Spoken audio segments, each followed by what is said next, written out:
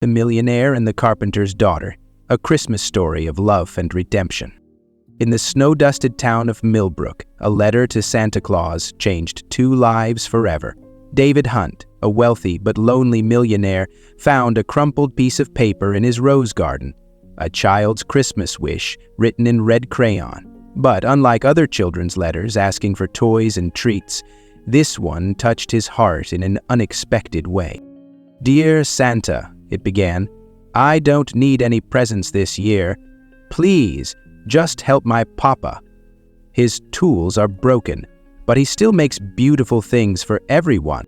Little did Emma know her letter, meant for the North Pole, would land in the hands of someone who needed healing more than she could imagine. As David stepped into the humble workshop of Lucas, Emma's father, he discovered that sometimes the greatest wealth isn't found in bank accounts, but in the warmth of a child's smile and the wisdom of a carpenter's hands. But before we dive deeper into this heartwarming tale, let me know where you're watching this story from in the comments below. Wishing all my viewers a blessed and joyful Christmas with your families. If you enjoyed this story, don't forget to subscribe and hit the notification bell so you won't miss our upcoming stories. The small town of Millbrook glowed like a constellation fallen to earth, each Christmas light a star against the deepening twilight of December. Along Main Street, wreaths adorned every lamppost, their red ribbons dancing in the gentle snowfall that had begun just as the sun dipped below the horizon.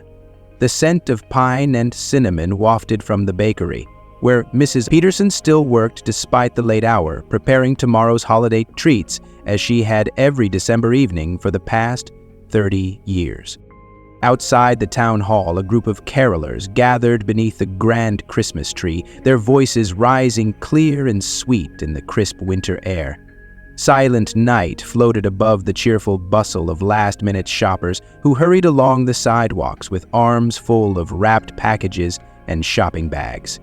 Children pressed their noses against store windows, their breath fogging the glass as they pointed excitedly at displays of toys and candies.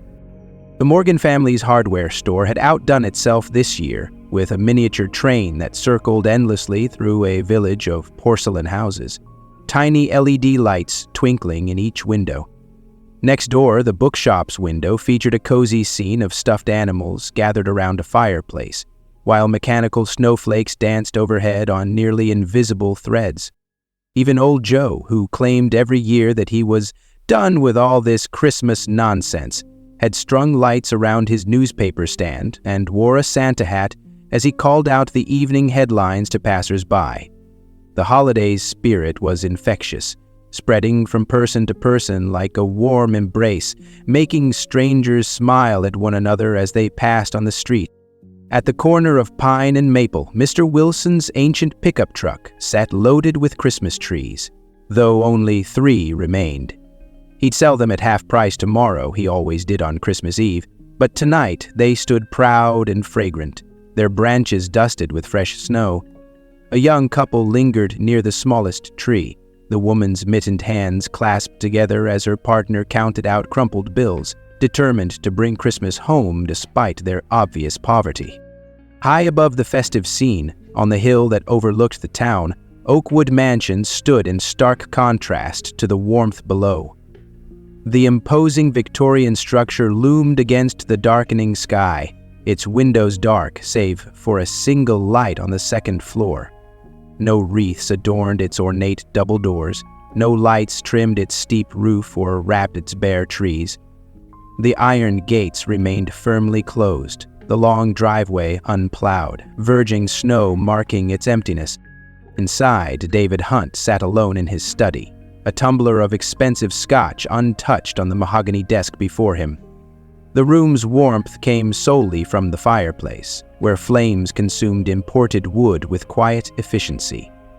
Every surface gleamed with polish, every object carefully chosen and precisely placed, from the leather-bound books that lined the walls to the Persian rug beneath his feet. The room, like the rest of the mansion, was a monument to wealth and taste, and utterly devoid of joy.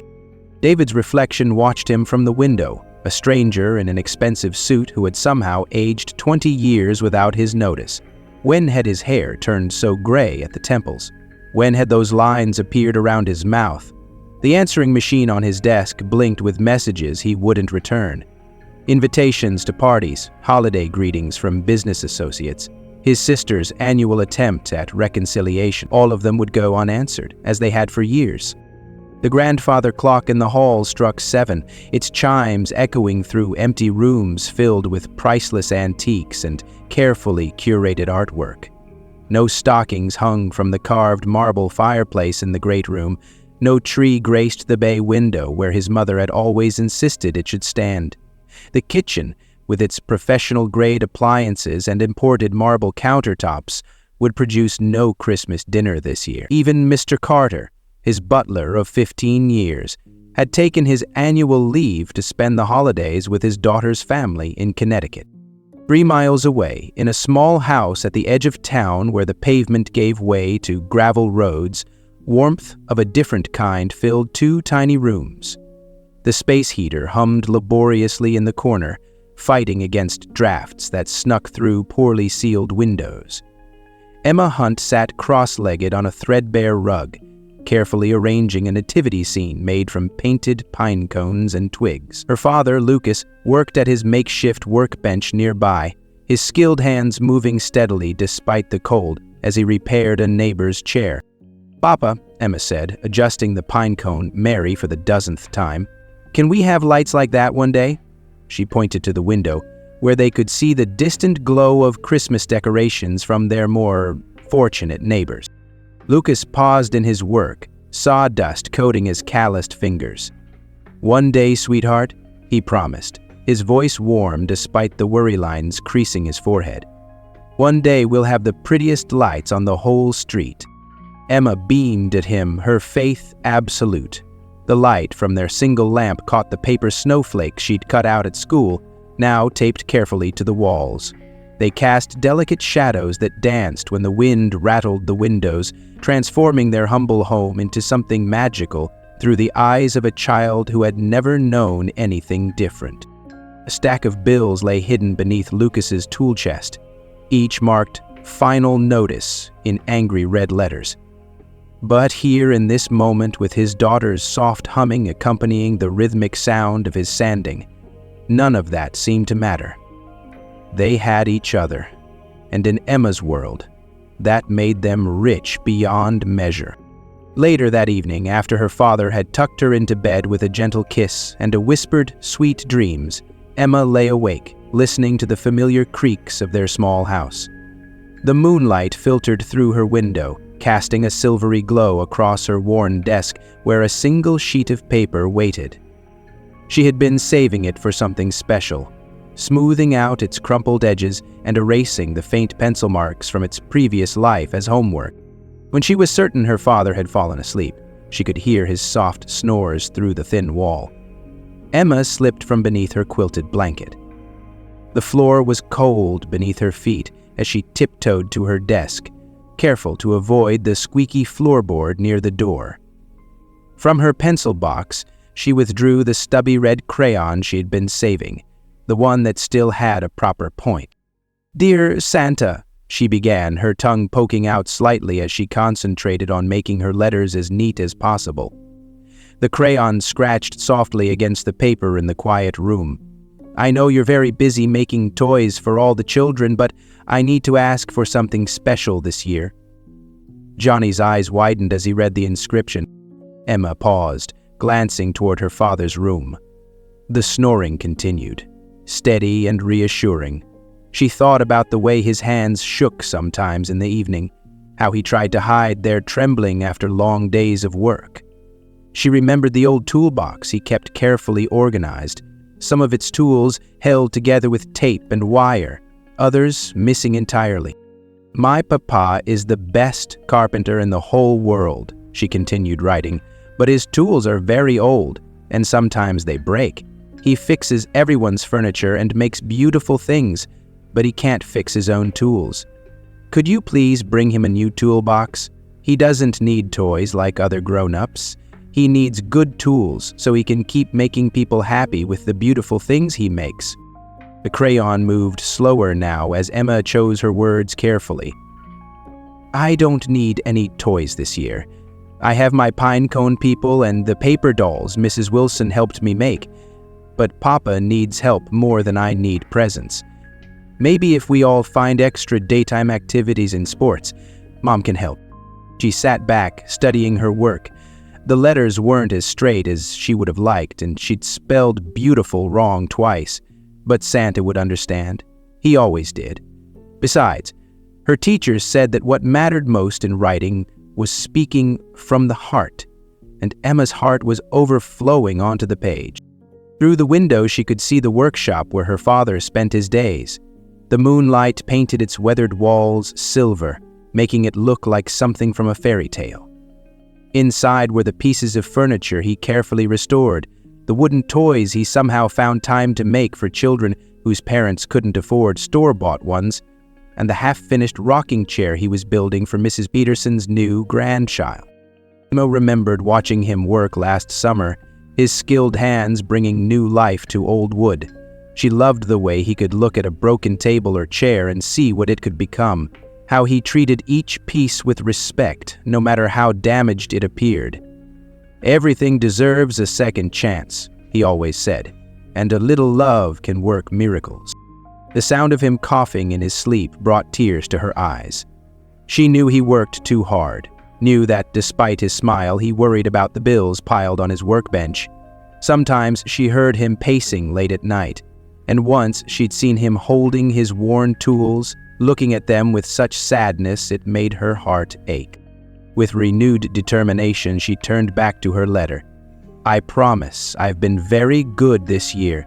I help Papa clean the workshop and I always do my homework, and I haven't complained once about having oatmeal for breakfast every day. Please, Santa, if you can only bring one present to our house, let it be tools for Papa's. She signed her name with an extra flourish, adding a row of hearts at the bottom of the page. Then, carefully folding the letter into thirds, just as she'd learned in school, Emma crept to the window. The night air was crisp and cold as she eased it open, snow dusting the windowsill. She'd heard the bigger kids say that letters to Santa had to be released to the wind so his magic reindeer could find them. Please find Santa, she whispered, holding the letter to her heart for one final moment. Then, with all the faith of a child who still believed in miracles, she extended her hand into the darkness and let go. The winter wind caught the paper, lifting it high into the starlit sky. Emma watched it dance away, a pale rectangle against the dark night, carrying her hopes and dreams for her father. But just as she began to close the window, a stronger gust swept through the town, sending the letter tumbling end over end in an unexpected direction, toward the looming silhouette of Oakwood Mansion on the hill. Dawn arrived at Oakwood Mansion with mechanical precision, as it did every morning. At exactly 6:30 a.m., the automated blinds in David Hunt's bedroom drew themselves open, revealing another gray December day. He was already awake, had been for hours, staring at the hand-painted ceiling that had cost more than most people's homes. The morning routine unfolded like a well-rehearsed play. Italian leather shoes clicked against marble floors as he made his way to his private gym, where state-of-the-art equipment waited in pristine condition. 45 minutes of solitary exercise followed, each movement precise and joyless, monitored by screens that tracked his heart rate and calories burned with cold efficiency. Breakfast appeared at 8 a.m. sharp, organic, perfectly prepared, and utterly tasteless. Mr. Carter served it in the morning room, where floor-to-ceiling windows offered panoramic views of the snow-covered gardens. David barely noticed the winter wonderland beyond the glass, his attention fixed on the financial reports displayed on his tablet. The Tokyo markets are showing promising movement, sir, Mr. Carter commented as he poured coffee into a bone china cup worth thousands. And the renovation proposals for the Singapore property have arrived. David merely nodded, his fork pushing expensive food around an even more expensive plate. Every morning, the same routine, the same updates, the same hollow achievements that echoed through the empty halls of his success. His office, a fortress of mahogany and leather, awaited him at 9 a.m. Video calls filled the morning, board meetings where his word was law, investment discussions where millions moved at his command. He spoke with authority about markets and mergers, his reputation for shrewd business decisions unchallenged. Yet each victory felt smaller than the last, each profit less satisfying. As he listened to another CEO's quarterly projections, his eyes drifted to the single personal photo on his desk. 20 years younger, he stood beside his sister Sarah at her college graduation. Her smile was radiant, her future bright. She had wanted to open a small bookstore, had asked for his help. "It's not a sound investment," he'd told her coldly. "You're being naive about business realities." The memory shifted, fragments of the past floating to the surface like debris from a sunken ship. Their last real conversation played out in his mind, as vivid as the day it happened. Sarah, tears in her eyes, standing in this very office. "You've changed, David. Everything's about money now. There's nothing else in your life." "Don't be dramatic," he'd dismissed her. "This is about being practical, about building something lasting." "What's lasting about being alone?" she'd shot back. "Mom and Dad didn't leave us their money so we could become strangers. They wanted us to be happy." He'd turned away then, focusing on his computer screen. "I have a conference call in 5 minutes." That had been 15 years ago. Sarah's Christmas cards still came every year, each one containing the same invitation to visit her family, meet the nieces and nephews he'd never seen, each one filed away in his desk drawer, unanswered. Another memory surfaced. Catherine, the woman he'd almost married. She'd loved him before his first million, had stood by him as he'd built his empire, until the night he'd missed their anniversary dinner for the 3rd year in a row. An important merger couldn't wait. "You'll have other anniversaries," he'd told her over the phone. Her engagement ring arrived in the mail a week later, no note attached. The sharp winter sunlight was fading when Mr. Carter knocked on his office door, interrupting his brooding thoughts. "Pardon the intrusion, sir, but I found something unusual while inspecting the grounds." David glanced up irritably. "Unless the Japanese markets have collapsed, I'm not interested." "It's a letter, sir." Mr. Carter held out a slightly crumpled piece of paper. "Found it caught in the rose garden. It's addressed to Santa Claus." "Throw it away," David waved dismissively, turning back to his computer. "If I may, sir," Mr. Carter's usual formality wavered slightly. "Perhaps you should read it first. Sometimes the most unexpected things come to us for a reason." Something in the old butler's tone made David pause. Against his better judgment, he held out his hand for the letter, its red crayon writing stark against the worn paper. As Mr. Carter quietly withdrew, David began to read the earnest words of a child who wanted nothing for herself, only help for her father. The childish handwriting wobbled across the page, each letter carefully formed, despite obvious struggle. Smudges marked places where the writer had erased and tried again, determined to make her message clear. David found himself leaning forward, drawn into the simple yet profound request written in red crayon. As he read about the father who fixed everyone's furniture with broken tools, who created beautiful things despite his own circumstances, something stirred in David's chest, an unfamiliar tightness he couldn't quite name.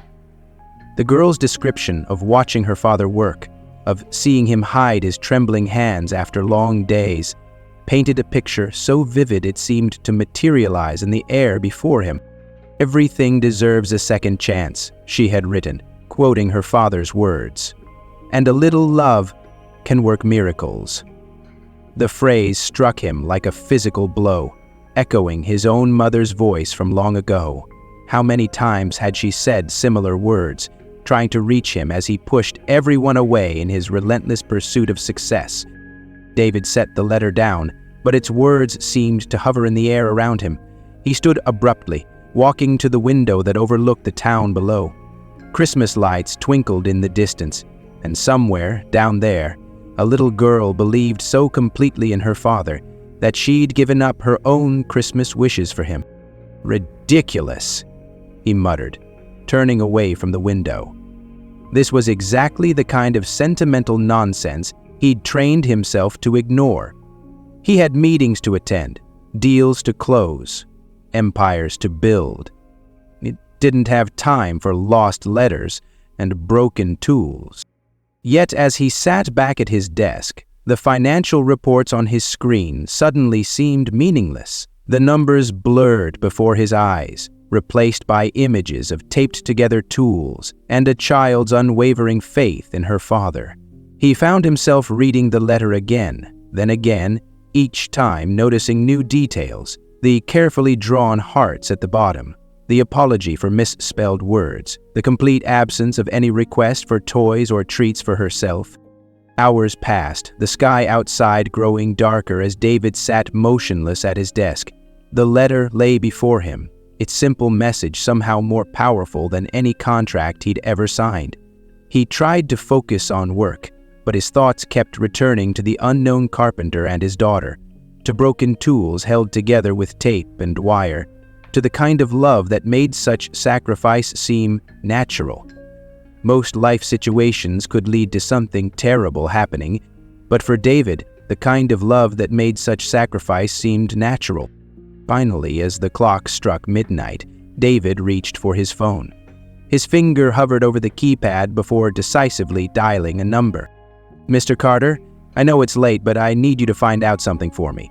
There's a carpenter in town, someone who does furniture restoration. He has a daughter." David paused, glancing at the letter one last time. "Find them, discreetly. And Mr. Carter, thank you for bringing me this letter. You were right, some things do come to us for a reason." The next morning found David Hunt in unfamiliar territory, both literally and figuratively. His Italian leather shoes, perfectly suited for corporate boardrooms, slipped treacherously on the icy sidewalks of Cedar Street, where the town's prosperity faded into something rawer and more real. Here, Christmas decorations weren't elegant displays, but rather heartfelt attempts at festivity. Mismatched lights strung across sagging porches, handmade wreaths adorning weathered doors, and windows frosted with children's artwork. His cashmere coat felt conspicuous among the worn denim and patched jackets of the morning crowd. Workers trudged past him toward the bus stop, thermoses of coffee clutched in gloved hands, their breath forming clouds in the crisp December air. A group of children raced by, their backpacks bouncing, laughing as they dodged patches of ice on their way to school. Mr. Carter's investigation had pointed him to this neighborhood, where small repair shops and family-owned businesses struggled against the tide of chain stores and online competition. Each storefront told its own story of perseverance. A cobbler's shop with a hand-painted sign, a tiny grocery where produce prices were written in multiple languages, a second-hand store displaying carefully mended clothes in its window. The smell of sawdust drew his attention to a cramped workshop wedged between a laundromat and a pawn shop. Through the dusty window, he could see an elderly man carefully sanding a table leg, his movements precise despite arthritic hands. Something about the scene made David pause, remembering Emma's words about her father's trembling fingers. "Looking for someone?" The voice came from behind him, belonging to a woman bundled against the cold, bags of groceries balanced in her arms. "Yes, I'm trying to find a carpenter," David replied, unconsciously adjusting his tie. "Someone who does restoration work?" The woman's eyes narrowed slightly, taking in his expensive clothes. "We've got a few handymen around here. Any particular one you're after?" "He'll have a daughter," David offered, suddenly aware of how little information he had. "They live somewhere in this area." "Ah, you must mean Lucas," she nodded, her expression softening. "2 streets over, past the old church. Can't miss his place. Got a workshop right next to the house. Best carpenter in town, even if his tools are held together with hope and string." She shifted her groceries. "You planning to give him some work?" "Something like that," David murmured, noting the protective tone in her voice. As he made his way through the neighborhood, more conversations stopped him. A man shoveling snow from his sidewalk spoke of Lucas fixing his mother's rocking chair for next to nothing. A teenager described how Lucas had taught him basic woodworking when he couldn't afford shop class fees. An elderly woman praised him for repairing her front steps and refusing payment. Each story added layers to the picture of the man David sought. The residents here might lack material wealth, but their rich community bonds were evident in every interaction. They looked out for each other, shared what they had, celebrated each other's victories, and shouldered each other's burdens. Finally, he turned onto a narrow street where an old church's spire rose against the morning sky. Beyond it, a small house caught his eye, not because of its appearance, but because of the steady sound of sanding coming from the adjacent workshop. A child's laughter floated through the crisp air, followed by a man's warm chuckle. David stood motionless, watching father and daughter through the workshop's window. They moved in perfect synchronization, the girl carefully sweeping sawdust while her father worked, both of them humming the same Christmas carol. The love Emma had described in her letter was visible in every shared smile, every gentle word, every proud glance Lucas cast at his daughter. For a moment, David's resolve wavered. Who was he to intrude on this scene of simple happiness? But the memory of Emma's selfless request steadied him. Taking a deep breath, he stepped forward, his shoes crunching in the snow as he approached the workshop door. The knock echoed through the small space, causing both occupants to look up. Lucas straightened, instinctively moving slightly in front of Emma, his weathered hands still gripping the sandpaper. The contrast between his worn work clothes and David's tailored suit couldn't have been starker. "Can I help you?" Lucas asked, his voice polite but cautious. A skilled craftsman's eyes took in David's expensive attire, no doubt wondering what someone like him was doing in this part of town. "I'm David Hunt," he began, then hesitated. "How does one explain being led here by a letter to Santa? I understand you do furniture restoration." Before Lucas could respond, Emma darted around her father, her eyes wide with curiosity. "Your coat looks like it's made from clouds," she declared, making both men blink in surprise. "Is it as soft as it looks?" "Emma," Lucas admonished gently, but David found himself smiling despite his nervousness. "Would you like to feel it?" he offered, bending down to her level. Emma's small hand reached out tentatively, touching the cashmere sleeve with wonder. "It is soft," she exclaimed, then turned to her father. "Papa, feel how soft it is." The ice broken by his daughter's innocence, Lucas relaxed slightly. "I do restoration work," he confirmed, moving toward a beautiful but worn Victorian chair in the corner. "What kind of piece did you have in mind?" David's eyes swept the workshop, taking in details he hadn't noticed from outside. Tools hung on the walls in careful organization, many visibly mended. A space heater hummed ineffectively in the corner. Yet despite the obvious limitations, the quality of Lucas's work was evident in every restored piece that filled the small space. "Actually," David said slowly, "I have several antiques that need attention. Family pieces." The lie came easily, but something in Emma's trusting gaze made him add, "And I've heard you're the best in town." Lucas's skepticism was visible, but pride in his craft won out. "I can take a look," he offered, "though my rates are firm. I don't inflate prices, but I also can't afford to undercharge."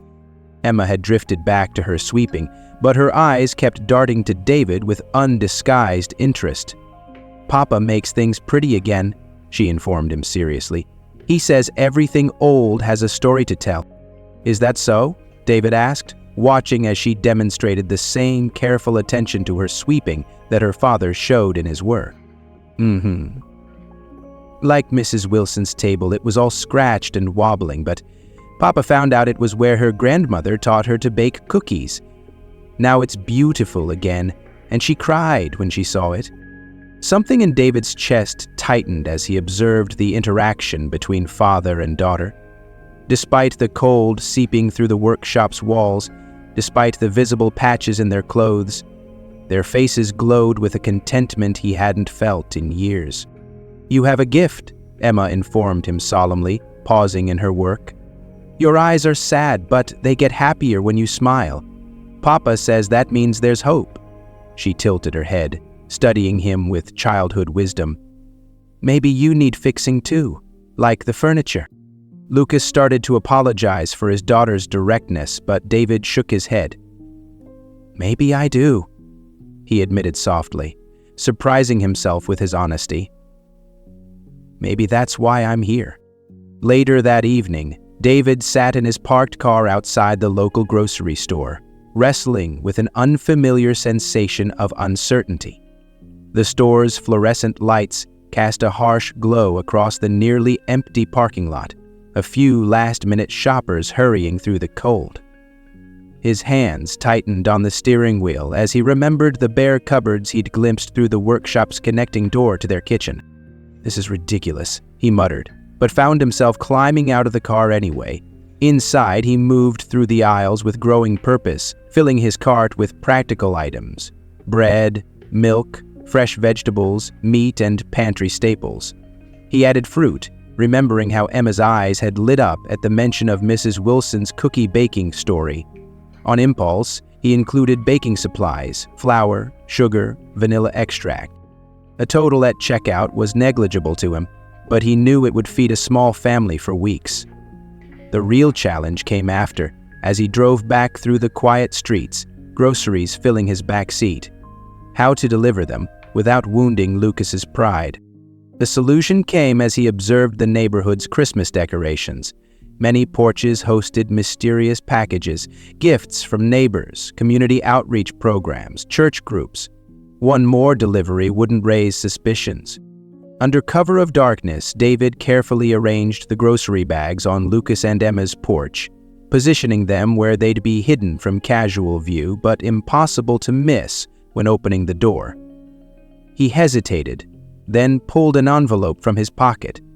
Inside was a simple note: "Now request exercises redacted."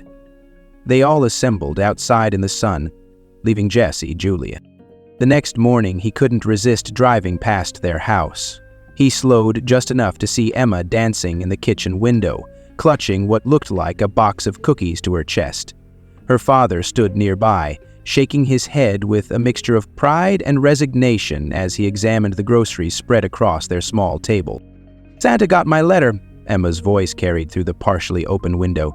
"He really got it, Papa. And look, he sent cookie ingredients too. Can we make some for everyone? Mrs. Wilson says sharing cookies is like sharing love." David watched Lucas pull his daughter into a tight hug, trying to hide the tears in his eyes. The scene stirred something long dormant in his heart, a warmth he hadn't felt since childhood, Christmases with his own family, when giving had meant more than acquiring. Back in his office, David found himself unable to focus on work. His thoughts kept returning to Emma's joyful dance, to Lucas's quiet dignity, to the way their small home seemed to radiate more warmth than his entire mansion. The groceries were a mere drop in the ocean of their needs, yet Emma's pure belief in Santa's goodness had transformed this simple gesture into something magical. "Everything old has a story to tell," Emma had said. Perhaps, David reflected, everything broken could indeed be fixed. Not just furniture, but people too. The thought followed him through the day, as persistent as the memory of Emma's trusting smile. Over the next few days, David found himself returning to the workshop under the pretense of discussing antique restoration projects. Each visit began with the same awkward dance, Lucas's guarded politeness, Emma's unstrained welcome, and David's own uncertain attempts to bridge the vast gulf between their worlds. "Hold it like this," Lucas instructed during one visit, positioning David's hands on a hand plane. "Let the tool do the work. You're not trying to fight the wood." His patient guidance contrasted sharply with David's fumbling attempts, which produced more mangled shavings than smooth surfaces. Emma, perched on her favorite stool, couldn't contain her giggles as David struggled with what Lucas made look effortless. "Mr. David, you're holding it like it's going to bite you. Papa says tools are like friends. You have to trust them." "Is that so?" David grunted, fighting with a particularly stubborn knot in the wood. "Right now, this one feels more like an enemy." Lucas stepped in smoothly, his calloused hands adjusting David's grip. "Here, feel the difference? It's about respect, not force." The plane suddenly glided smoothly, producing a perfect curl of wood that made Emma clap in delight. These impromptu lessons became a daily ritual. David found himself shedding his suit jacket, rolling up his sleeves, and immersing himself in a world where success was measured not in dollars, but in the satisfaction of creating something beautiful with one's own hands. Emma proved to be an enthusiastic teacher in her own right. She taught David her system for organizing sandpaper grades, showed him how to sweep sawdust into perfect patterns before cleaning it up, and shared her vast knowledge of the neighborhood's stories. "Mrs. Martinez's rocking chair is Papa's favorite," she informed him one afternoon while demonstrating the proper technique for applying wood glue. "It's where she used to rock her babies, and now she rocks her grandchildren in it. Papa says furniture remembers love like that."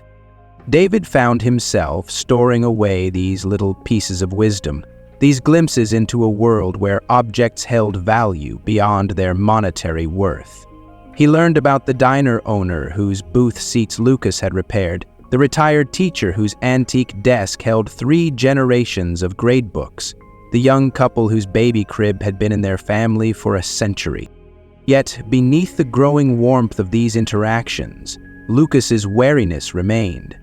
David caught him watching sometimes, eyes narrowed in thought, when he played games with Emma or asked questions about different wood types. The carpenter's protective instinct was evident in the way he steered conversations away from personal matters, in how he kept a careful distance despite their daily interactions. "Why do you really come here?" Lucas asked one evening after Emma had gone inside to do her homework. His voice was quiet but direct, hands steady as he cleaned his tools with practiced care. "Men like you don't usually spend their time in workshops like this." David paused in his clumsy attempt to organize a set of chisels. "Does there have to be a reason?" "There usually is." Lucas's eyes met his, sharp, with the same intelligence that guided his hands through the most intricate repairs. "Especially when it involves my daughter." The unspoken concern in his voice was clear, a father's fear of his child being hurt, of hopes being raised only to be dashed. David felt the weight of their differences press in around them, his expensive watch catching the workshop's dim light, Lucas's patched jacket hanging by the door, the gulf between their worlds seemingly too wide to bridge. Yet somewhere in the sawdust-filled air between them, in the echo of Emma's laughter and the memory of shared lessons, something genuine had taken root. David just hadn't found the words to explain it yet, not without revealing the letter that had started it all. David started writing as they spoke, looking up at the narrow man's lodge. That night, in the echoing silence of his mansion, David found himself standing before the mahogany desk in his study. The drawer where he kept Sarah's Christmas cards seemed to mock him. With trembling fingers, he pulled it open, retrieving 15 years' worth of unopened envelopes. One by one, he read them, birth announcements for nieces and nephews he'd never met, invitations to family gatherings he'd dismissed as wastes of time, heartfelt pleas for reconciliation he'd been too proud to acknowledge. Each card contained a piece of the life he'd sacrificed in pursuit of wealth, a reminder of the connections he'd severed with surgical precision. The last card, this year's, still bore its unbroken seal.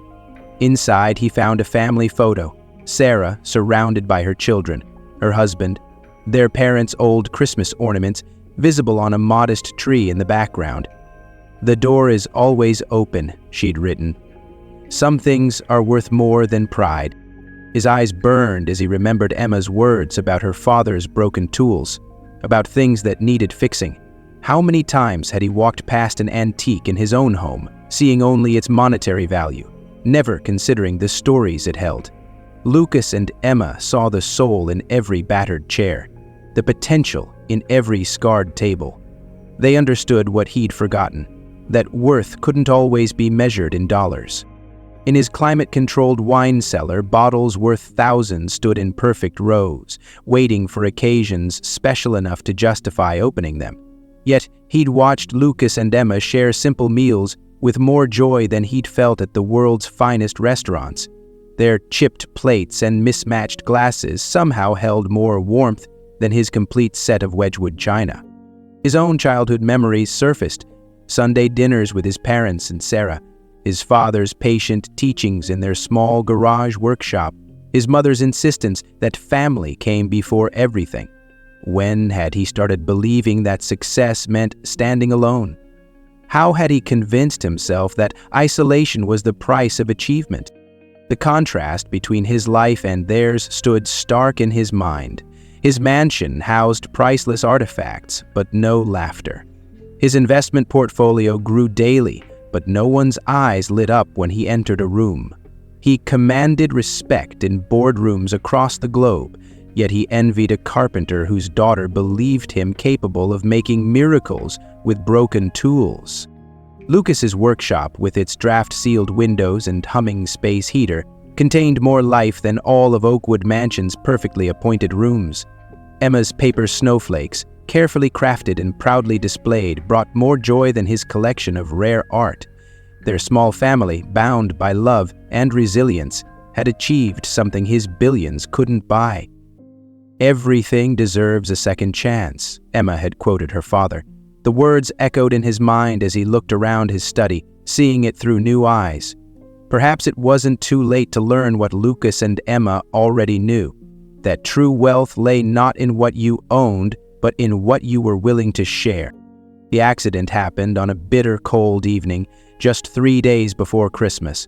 Lucas had been working late, rushing to finish Mrs. Peterson's grandchild's rocking chair. The workshop's ancient space heater struggled against the dropping temperature, and his fingers had grown stiff despite his worn work gloves. A chisel slipped.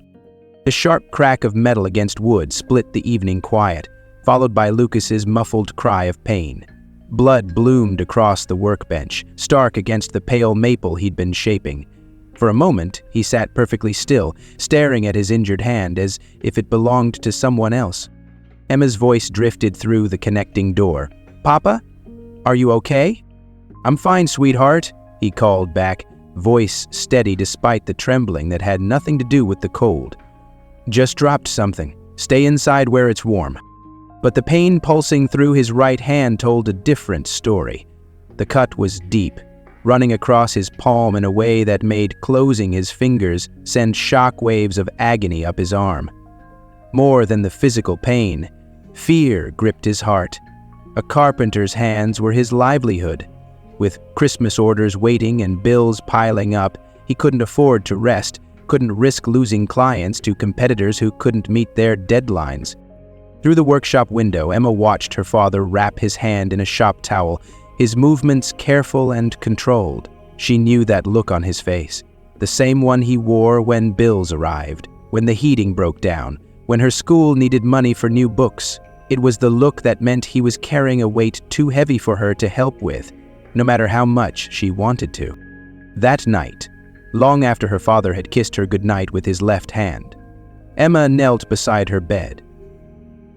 "Dear God," she whispered into clasped hands, "please help Papa's hand get better, and please ask Santa to hurry with those new tools. Papa needs them more than ever now." She didn't know that David stood outside the workshop at that moment, having arrived for his usual evening lesson only to find the lights off and the door locked. Through the thin walls he could hear Lucas moving about, the occasional sharp intake of breath betraying his injury. The carpenter's determination was evident in the sound of sandpaper against wood. He was still working, one-handed, refusing to let pain stop him from meeting his commitments. David watched as Lucas paused to flex his injured hand, wincing at the movement. Yet there was no self-pity in his actions, no complaint about his circumstances. Instead, he simply adjusted his grip on the sandpaper and continued, adapting to his limitation with the same quiet dignity he brought to everything else. The scene stirred something deep in David's chest, admiration mingled with an unfamiliar ache. Here was a man who faced each challenge with grace, who taught his daughter to find beauty in broken things, who created masterpieces with damaged tools and wounded hands. Lucas's resilience made David's own past complaints seem shamefully hollow. Standing in the shadows, David remembered the untouched fine wines in his cellar, the art collecting dust in climate-controlled storage, all the wealth he'd hoarded without purpose. Meanwhile, Lucas turned simple wood into objects of beauty that brought joy to others, despite having so little himself. The contrast was both humbling and inspiring. In that moment, watching Lucas work through his pain, David's transformation crystallized into something solid and real. He knew with sudden clarity that he'd found his purpose, not just to help, but to learn from this family that understood the true meaning of wealth.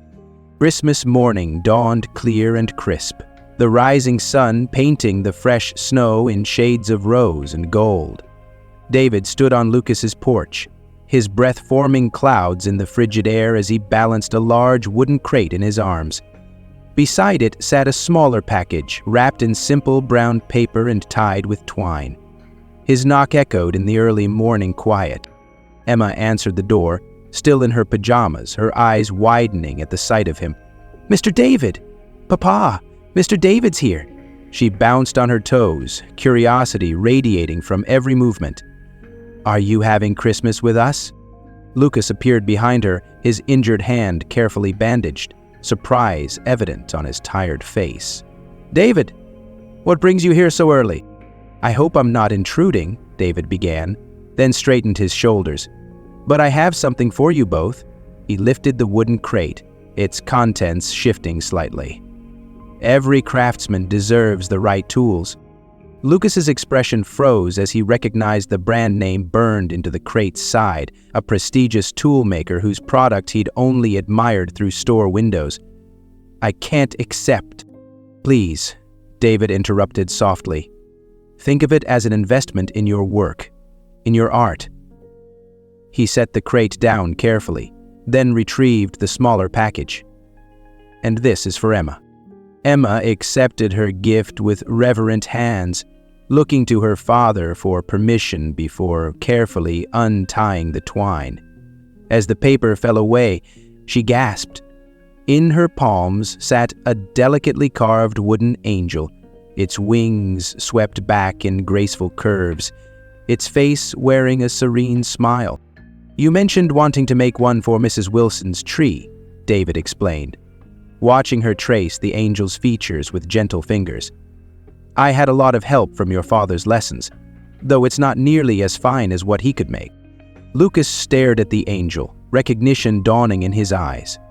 He'd seen David practicing basic carving techniques, but hadn't realized the purpose. The craftsmanship was amateur but earnest, every mistake showing the hours of careful effort invested in its creation. "Papa, look!" Emma held the angel up to the light streaming through their window. "It's beautiful. And see, Mr. David even carved tiny hearts in her wings, just like you do." Lucas's fingers brushed the toolbox, pride warring with practicality on his face. "This is too much," he protested, but his eyes lingered on the professional-grade tools visible through the crate's slats. "It's not charity," David said quietly, understanding the man's struggle. "It's recognition of talent, of worth." He gestured to his own hand, remembering his clumsy attempts at carving. "You've taught me more than just woodworking. Let me do this, not as a rich man helping someone in need, but as a student honoring his teacher." Emma's joy broke the tension as she danced around them, holding her angel aloft. "Papa, Santa must have told Mr. David about your hands. See? My letter worked after all. Her innocent connection of events brought smiles to both men's faces. Lucas looked down at his daughter, then back at the tools that could secure their future. Something shifted in his expression. Pride giving way to grace. Stubbornness softening into acceptance. "Thank you," he said simply, extending his uninjured hand to David, not just for this, but for learning to see the value in what we do. As Emma danced around the room with her angel, David cleared his throat. "There's something else I'd like to discuss." He gestured towards the window, where the first rays of morning sun caught the frost on the glass. "My mansion, Oakwood. It's filled with antiques that have been neglected for far too long. The whole place needs someone who understands how to bring old things back to life." Lucas's hand tightened slightly on the edge of the toolbox. "What exactly are you suggesting?" "A contract. Exclusive rights to restore and maintain all the woodwork at Oakwood. It's a year-round position, maybe more." David met Lucas's eyes steadily. The house has over 40 rooms, each with original Victorian furnishings. Some pieces haven't been properly cared for in decades. It would be a significant undertaking.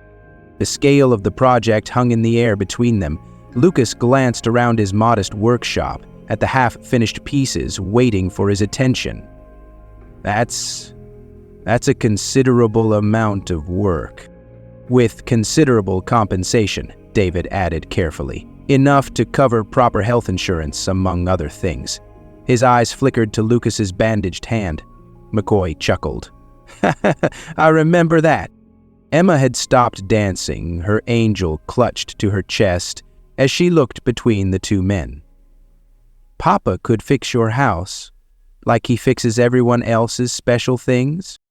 "That's the idea," David smiled at her, "though I suspect some of the pieces might need your expert organization skills as well."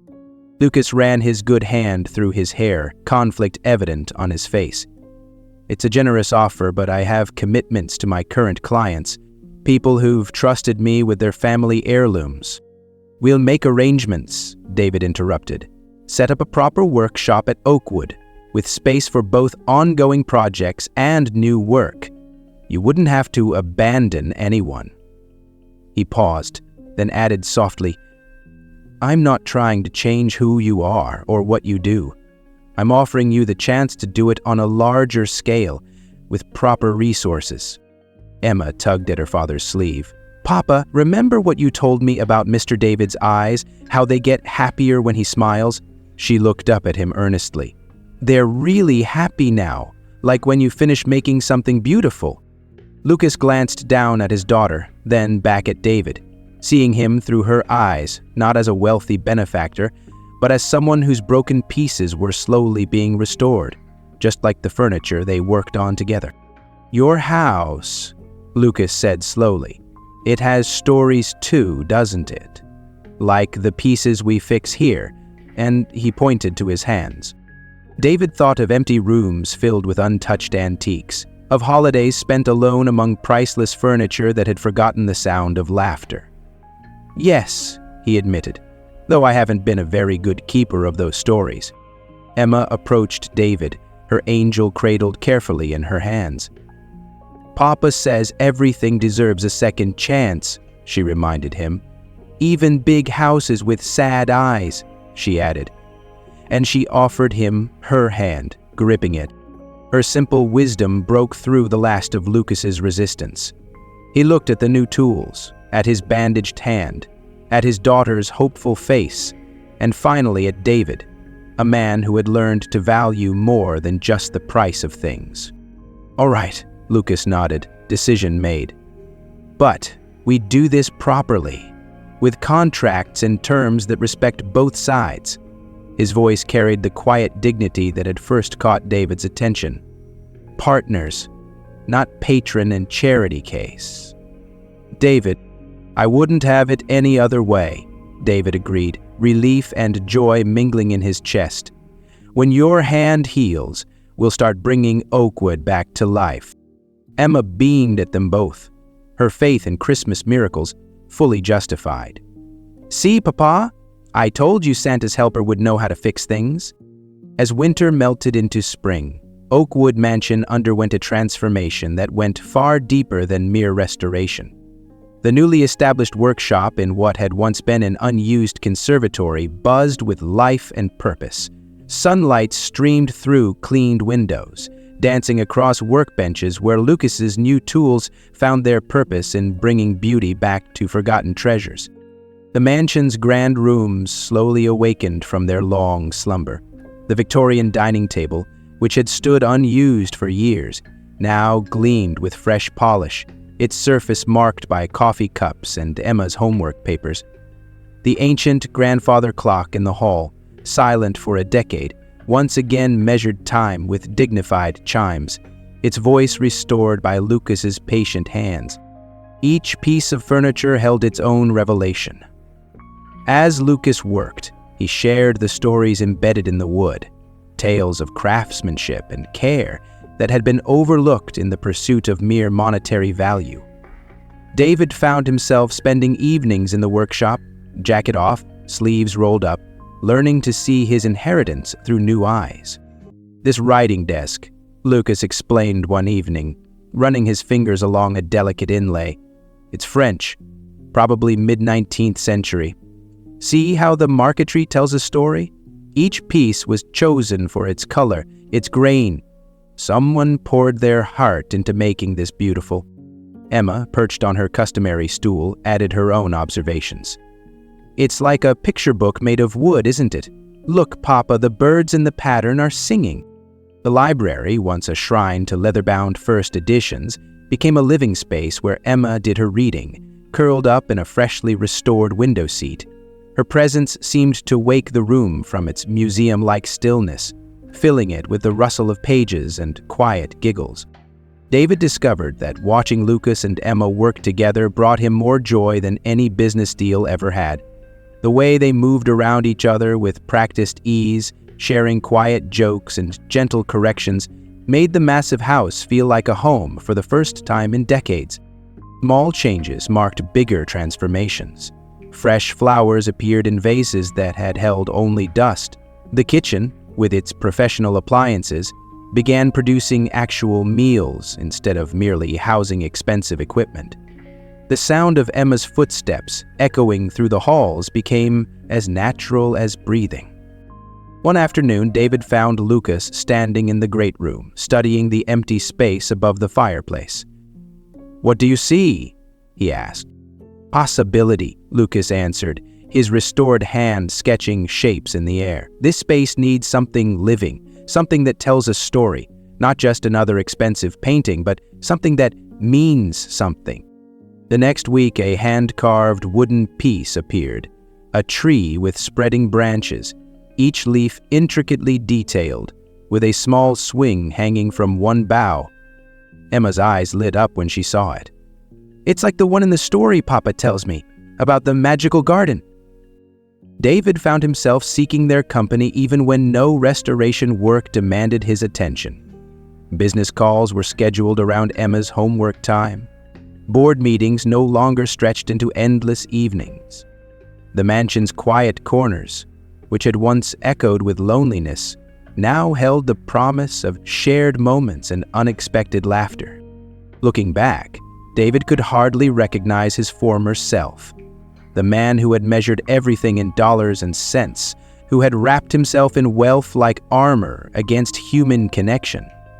Now, watching Emma teach Lucas a clapping game while they waited for dinner to cook, he understood what true wealth meant. The mansion's restoration had become a metaphor for his own transformation.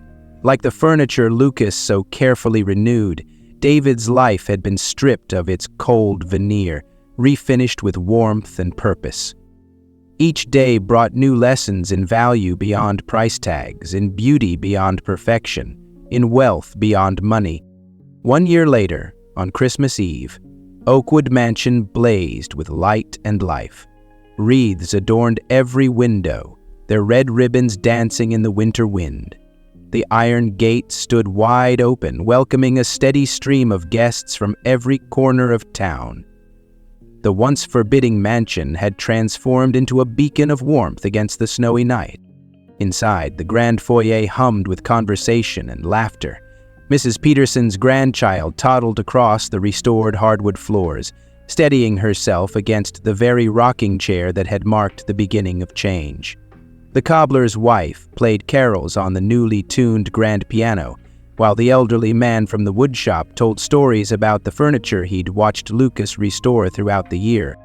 The dining room table, extended to its full magnificent length, groaned under a potluck feast that represented every family in the neighborhood. Mrs. Martinez's tamales sat beside Mrs. Wilson's cookie platter, the mingled aromas telling their own story of community and sharing. Children darted between adults' legs, their excited whispers echoing off walls that had forgotten the sound of young voices. Emma flitted through the crowd like a happy sprite, proudly showing off the wooden ornaments she and Lucas had carved for the towering Christmas tree in the great room. Each piece told a story: the angel that had started it all, a tiny rocking chair, a delicate rose like those from the garden where her letter had landed. The grandfather clock struck 8, its rich chimes calling attention to the center of the room. David stood before the carved tree above the fireplace, emotion making his voice rough as he surveyed the gathered faces. "A year ago," he began, "this house was as empty as my life. I had everything money could buy, but nothing that truly mattered." His eyes found Emma in the crowd, her face glowing with pride. Then, a letter meant for Santa found its way to my garden instead. A ripple of knowing laughter moved through the room. The story had become local legend, shared over coffee at the diner, whispered during church socials, repeated as proof that miracles still happened. My wife surged forward, her eyes bright with tears.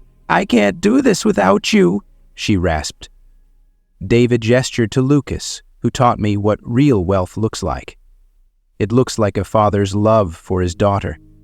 It looks like a father's love for his daughter. It looks like a child's faith that everyone deserves a second chance. He paused, looking around at the transformed mansion. This house was built to be a home, to shelter family and welcome friends. For too long I forgot that. But thanks to a little girl who believed in Santa and a carpenter who sees the worth in damaged things, Oakwood is finally what it was meant to be. Raising his glass, David's voice carried to every corner of the room, to second chances, to seeing value beyond price tags, and to the kind of wealth that grows when it's shared. From her perch on Lucas's shoulders, Emma beamed at the gathered crowd. Her father's eyes shone with pride and contentment, his hands, both now strong and sure, steady on her legs. The mansion that had once loomed dark and forbidding above the town now pulsed with joy and light, its windows glowing like a constellation brought down to earth. As the evening drew to a close, Emma whispered something that made both men laugh. Reaching up, she adjusted the angel atop the Christmas tree, the same one David had carved the previous year, now accompanied by dozens of other handmade ornaments. Each piece marked a moment in their shared journey, a testament to the power of love, trust, and the magic of Christmas wishes that find their way home. Later that night, after the last guest had departed and Emma had fallen asleep on the window seat she claimed as her reading nook, David stood in his study. The drawer that once held Sarah's unopened cards now contained a new letter, one he'd written to his sister, accepting her standing invitation for New Year's dinner. His reflection in the window showed a different man than the one who had stood there a year ago, examining his graying temples with detachment. In the soft glow of the desk lamp, he opened Emma's original letter to Santa. Its red crayon writing faded but still clear. The paper had been carefully preserved, a reminder of how the simplest things could change everything. He thought about the man he'd been, surrounded by priceless possessions, but bankrupt in all the ways that mattered. How strange that it had taken a child's selfless wish to teach him the true meaning of wealth. The mansion around him held different treasures now. Value wasn't measured in the antiques that filled its rooms, but in the laughter that echoed through its halls. Wealth wasn't counted in dollars, but in moments. Emma's face lighting up when she mastered a new carving technique, Lucas's quiet pride in a perfectly restored piece. The way they both looked at him now, not as a benefactor, but as family. He'd learned that some things couldn't be bought or sold, trust freely given, wisdom passed from hand to hand, love that asked nothing in return. His life, like the furniture Lucas restored, had been stripped down to its essence and rebuilt with purpose and care. The sound of soft footsteps pulled him from his thoughts. Emma stood in the doorway, sleepy but determined, clutching another letter in her hands. "I wrote to Santa again," she announced, climbing onto his lap as naturally as if she'd been doing it all her life. "Want to know what I asked for this time?" he asked. David smiled, remembering that first letter that had changed everything. "What did you wish for, sweetheart?" Emma's eyes sparkled in the lamplight as she held up her letter. "I thanked him for last year's gift, not the tools, but for sending us you. And I asked if maybe—" She paused, suddenly shy. "If maybe you could be my uncle for real." "Papa says family is about love more than blood anyway." Her simple words wrapped around his heart like a warm embrace. David hugged her close, marveling at how this small girl had taught him more about love and worth than all his years of chasing success. "Emma," he whispered, his voice rough with emotion, "that's one wish that's already come true."